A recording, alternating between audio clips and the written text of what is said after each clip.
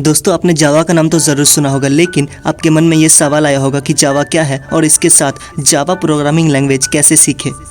इसलिए आज के इस वीडियो में हम इस बात का जवाब देंगे और साथ ही इससे संबंधित कुछ जानकारी भी देंगे। तो चलिए वीडियो को शुरू करते हैं। जैसा कि आप जानते हैं, आज के समय में प्रोग्रामिंग लैंग्वेज की डिमांड बहुत ही ज़्यादा है।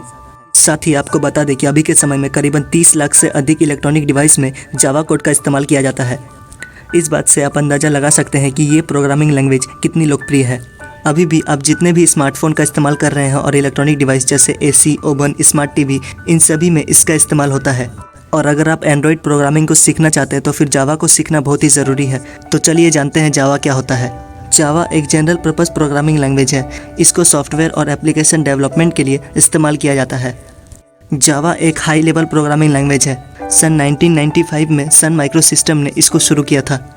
जेम्स गोसलिंग इसके प्रमुख डेवलपर में से एक है। यह एक प्लेटफॉर्म इंडिपेंडेंट लैंग्वेज है। इसमें लिखे गए कोड को आप किसी भी प्लेटफॉर्म या ऑपरेटिंग सिस्टम में रन कर सकते हैं। इसमें लिखे गए सारे कोड्स इंग्लिश में होते हैं, ना कि न्यूमेरिक कोड्स में। लिखे गए कोड्स को कोई भी आसानी से समझ सकता है, इसलिए इसे HLL यानी हाई लेवल लैंग्वेज में शामिल किया गया है। यह ऊप्स के कॉन्सेप्ट को फॉलो करता है और साथ ही C++ लैंग्वेज के फंडामेंटल को इसमें यूज़ किया गया है।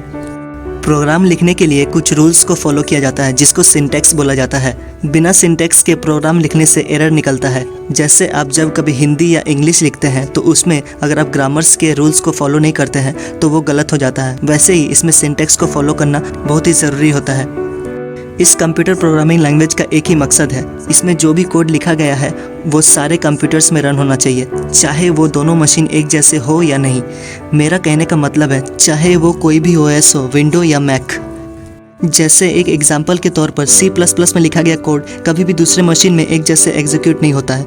विंडो में लिखा गया कोड कभी भी मैक OS में रन नहीं होता, लेकिन यह जावा के मामले में गलत है। वेब बेस्ड प्रोग्रामिंग और मोबाइल एप्लीकेशन सॉफ्टवेयर बनाने के लिए इसका इस्तेमाल किया जाता है। एंड्रॉयड के जितने भी ऑपरेटिंग सिस्टम हैं जैसे किटकैट, लॉलीपॉप, ओरियो, ये सभी इसी प्रोग्रामिंग लैंग्वेज से डेवलप किया गया है।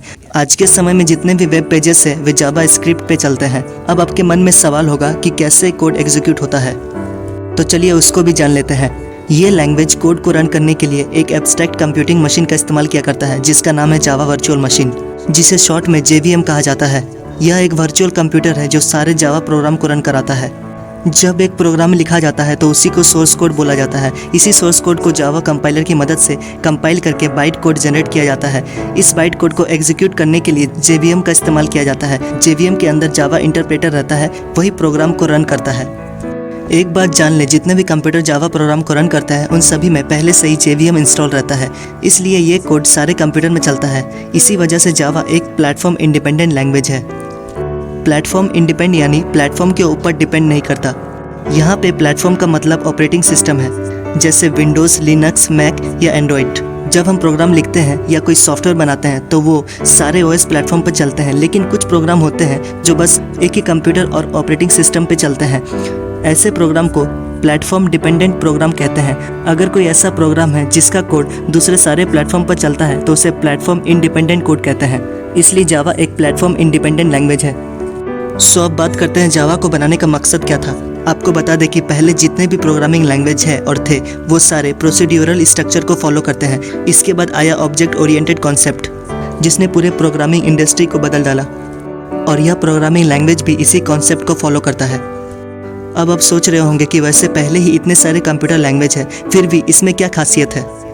तो अभी के समय में आप जानते ही होंगे कि इंटरनेट एप्लीकेशंस कितने डिमांड में है, चाहे वो ऑनलाइन वीडियो इमेज एडिटिंग, चाहे कुछ ऑनलाइन कन्वर्ट करना हो जैसे word to PDF, zip file बनाना, यह सब इसी की बदौलत है। आजकल ऑनलाइन फॉर्म भरना, ऑनलाइन कैलकुलेटर, ये सभी जावा की मदद से ही संभव हुआ है। इंटरनेट में जावा दूसरे वेब बेस्ड लैंग्वेज के साथ मिलकर काम करता है। मतलब साफ है, इंटरनेट एप्लीकेशन और टूल्स डेवलप करने के लिए इसका इस्तेमाल किया जाता है। अगर हम दूसरे लैंग्वेजेस के साथ तुलना करें तो यह बड़ी आसानी से इंटरनेट में एग्जीक्यूट होता है। इसमें प्रोग्राम लिखना बहुत ही आसान है। सबसे पहले जावा का नाम ओक रखा गया था। ओक को स्ट्रेंथ का सिंबल भी बोला जाता है और ओक वेस्टर्न कंट्रीज जैसे USA, फ्रांस, जर्मनी, रोमानिया का नेशनल ट्री है। पर 1995 में ओक नाम को बदल के जावा रख दिया गया, क्योंकि ओक उस समय पहले ही एक ओक टेक्नोलॉजीज कंपनी का ट्रेडमार्क था। जावा का सबसे पहला version JDK alpha and beta 1995 में लॉन्च किया गया था और इसके बाद इसके कई वर्जन्स भी आए और इसका लेटेस्ट वर्जन जावा SE 8 18 मार्च 2014 को लॉन्च किया गया था। जावा का इस्तेमाल web application, standalone application, enterprise application, mobile application और भी कई तरह के एप्लीकेशन को डेवलप करने में किया जाता है। सो चलिए अब जावा लैंग्वेज के फीचर्स के बारे में जानते हैं। पहला, सिंपल। इसको आप आसानी से समझ सकते हैं और आसानी से सीख भी सकते हैं, इसलिए इसको सिंपल बोला जाता है। अगर आप ऊप्स के बेसिक कॉन्सेप्ट समझ गए हैं तो जावा में मास्टर बनने से आपको कोई नहीं रोक सकता है। और दूसरा है सिक्योर। इसके सिक्योरिटी फीचर्स की वजह से यह बहुत ही प्रचलित है। यह बिल्कुल वायरस फ्री लैंग्वेज है और इसकी सिक्योरिटी काफ़ी हाई लेवल होती है। तीसरा, पोर्टेबल। प्लेटफॉर्म इंडिपेंडेंट की वजह से यह पोर्टेबल भी है। चौथा है रोबस्ट। इसमें लिखे गए सारे प्रोग्राम मजबूत होते हैं, मतलब जब प्रोग्राम को रन किया जाता है तो इसमें कोई एरर नहीं रहता। और आखिरी है डायनामिक। यह डायनामिक प्रोग्रामिंग है, कोई भी इन्वायरमेंट को यह अडेप्ट कर सकती है। सो ये थी जावा और उससे रिलेटेड कुछ जानकारियाँ। हम उम्मीद करते हैं कि आपको इस वीडियो से कुछ जानकारी ज़रूर मिली होगी। वीडियो कैसे लगा कमेंट करके ज़रूर बताइएगा और अगर चैनल पर नए हैं तो सब्सक्राइब करके बेल आइकन को ज़रूर प्रेस कर दीजिएगा ताकि हमारे आने वाले लेटेस्ट वीडियो सबसे पहले आप तक पहुँच सके। सो आज के इस वीडियो के लिए इतना ही। मिलते हैं आपसे नेक्स्ट वीडियो में, तब तक के लिए धन्यवाद।